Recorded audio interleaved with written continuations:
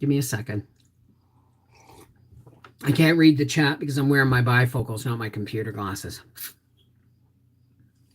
Oh my God, I feel so stupid. Okay.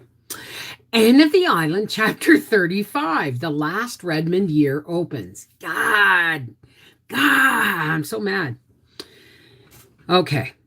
Here we are all back again, nicely sunburned and rejoicing as a strong man to run a race, said Phil, sitting down on a suitcase with a sigh of pleasure.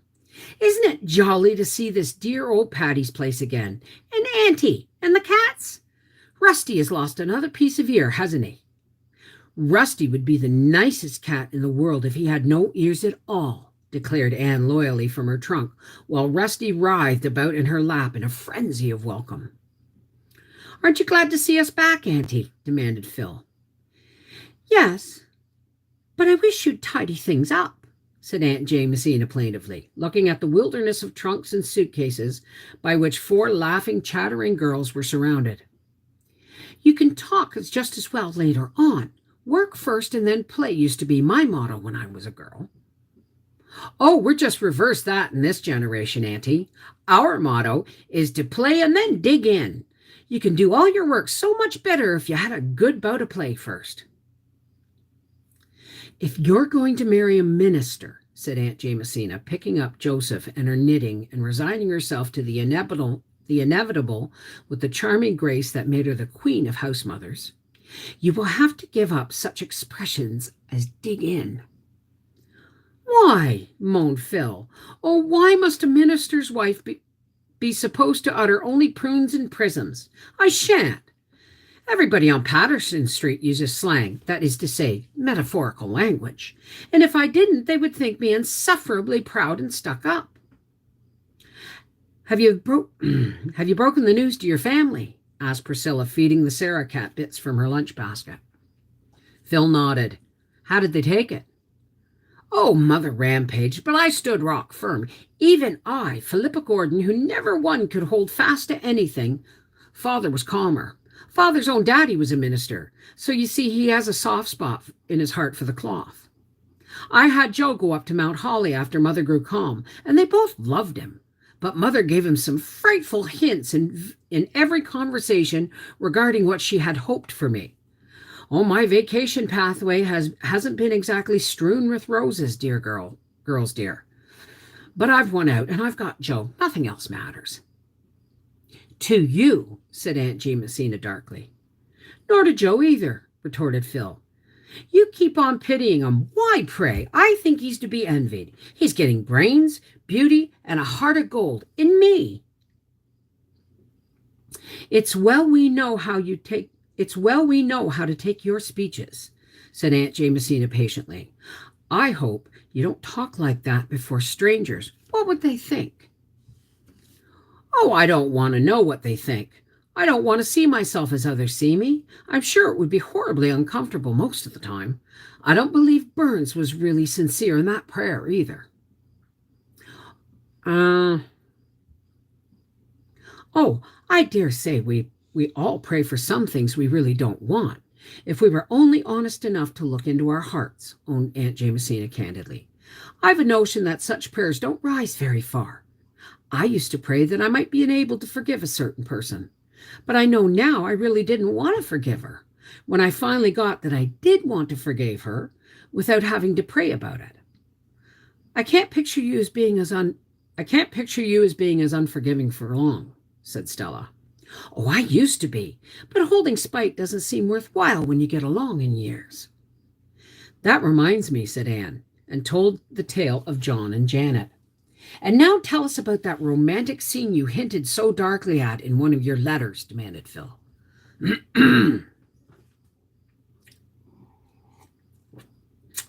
Anne acted out Samuel's proposal with great spirit. The girls shrieked with laughter, and Aunt Jamesina smiled. It isn't in good taste to make fun of your beau, she said severely. But, she added calmly, I always did it myself. Tell us about your beau, Auntie, entreated Phil. You must have had any number of them. They're not in the past tense, retorted Aunt Jamesina. I've got them yet. There are 3 old widowers at home who have been casting sheep's eyes at me for some time. You children needn't think you own all the romance in the world. Widowers and sheep eyes don't sound very romantic, Auntie.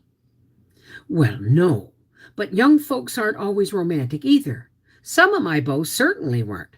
I used to laugh at them scandalous, poor boys. There was Jim Elwood. He was always in a sort of a daydream. He never seemed to sense what was going on.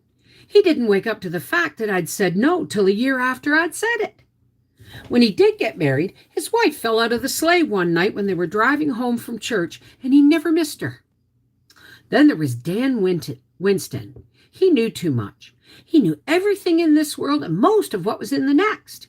He could give you an answer to any question, even if you asked him when the judgment day was to be. Milton Edwards was real nice, and I liked him, but I didn't marry him. For one thing, he took a week to get a joke through his head, and for another, he never asked me. Horatio Reeve was the most interesting beau I ever had, but when he told a story, he dressed it up so you couldn't see it for the frills. I never could decide whether he was lying or just letting his imagination run loose. And what about the others, Auntie? Go away and unpack, said Aunt Jamesina, waving Joseph at them by mistake for a needle. The others were too nice to make fun of. I shall respect their memory. There's a box of flowers in your room, Anne. They came about an hour ago. After the first week, the girls of Patty's Place settled down to a steady grind of study, for this was their last year at Redmond, and graduation honors must be fought for persistently. Anne devoted herself to English, Priscilla pored over classics, and Philippa pounded away at mathematics. Sometimes they grew tired, sometimes they felt discouraged. Sometimes nothing seemed worth the struggle for it. In one such mood, Stella wandered up to the blue room one rainy November evening. Anne sat on the floor in a circle of light cast by the lamp beside her, amid a surrounding snow of crumpled manuscript. What in the world are you doing? Just looking over some old story club yarns. I wanted something to cheer and inebriate. I'd studied until the world seemed azure. So I came up here and dug these out of my trunk. They are so drenched in tears and tragedy that they are excruciatingly funny. I'm blue and discouraged myself, said Stella, throwing herself on the couch. Nothing seems worthwhile. My very thoughts are old. I've thought them all before. What's the use of living after all, Anne? Honey, it's just brain fag that makes us all feel this way, and the weather. A pouring rainy night like this, coming after a hard day's grind, would squelch anyone but a Mark Tapley. You know it is worthwhile to live. Oh, I suppose so, but I can't prove it to myself just now. Just think of all the great and noble souls who have lived and worked in the world, said Anne dreamily. Isn't it worthwhile to come after them and inherit what they won and taught? Isn't it worthwhile to think we can share their inspiration? And then all the great souls that will come in the future. Isn't it worthwhile to work a little and prepare the way for them?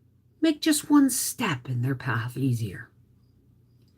Oh, my mind agrees with you, Anne, but my soul remains doleful and uninspired. I'm always grubby and dingy on rainy nights. Some nights I like the rain. I like to lie in bed and hear it pattering on the roof and drifting through the pines. I like it when it stays on the roof, said Stella. It doesn't always. I spent a gruesome night in an old country farmhouse last summer. The roof leaked and the rain came pattering down on my bed. There was no poetry in that. I had to get up in the murk midnight and chivvy around to pull the bedstead out of the drip, and it was one of those solid old-fashioned beds that weighed a ton, more or less. And then to drip, drop, kept up all night until my nerves just went to pieces. You've no idea what an eerie noise a great drop of rain falling with a mushy thud on a bare floor makes the night. It sounds like ghostly footsteps and all that sort of thing. What are you laughing over, Anne? These stories, as Phil would say, they're killing, in more senses than one, for everybody died in them. What dazzling, lovely heroines we had, and how we dressed them. Silks, satins, velvet, jewels, laces. They never wore anything else. Here's one of Jane Andrews' stories depicting her heroine as sleeping in a beautiful white satin nightdress trimmed with seed pearls. Go on, said Stella. I begin to feel like life is worth living as long as there's a laugh in it. Well, here's one I wrote. My heroine is deporting herself at a ball glittering from head to foot with large diamonds of the first water. But what booted beauty or rich attire? The paths of glory lead but to the grave. They must either be murdered or die of a broken heart. There was no escape for them. Let me read some of your stories. Well, here's my masterpiece. Note its cheerful title, My Graves. I shed quarts of tears while writing it, and the other girls shed gallons while I read it. Jane Andrews' mother scolded her frightfully because she had so many handkerchiefs in the wash that week. It's a harrowing tale of the wanderings of a Methodist minister's wife. I made her a Methodist because it was necessary that she should wander. She buried a child every place she lived in. There were 9 of them, and their graves were severed far apart, ranging from Newfoundland to Vancouver. I described the children, pictured their several deathbeds, and detailed their tombstones and epitaphs. I had intended to bury the whole 9, but when I disposed of 8, my invention of horrors gave out, and I permitted the 9th to live as a hopeless cripple. While Stella read My Graves, punctuating its tragic paragraphs with chuckles, and Rusty slept the sleep of a just cat who has been out all night, curled up on Jane Andrews' tale of a beautiful maiden of 15 who went to nurse in a leper colony, and of course dying of the loathsome disease finally.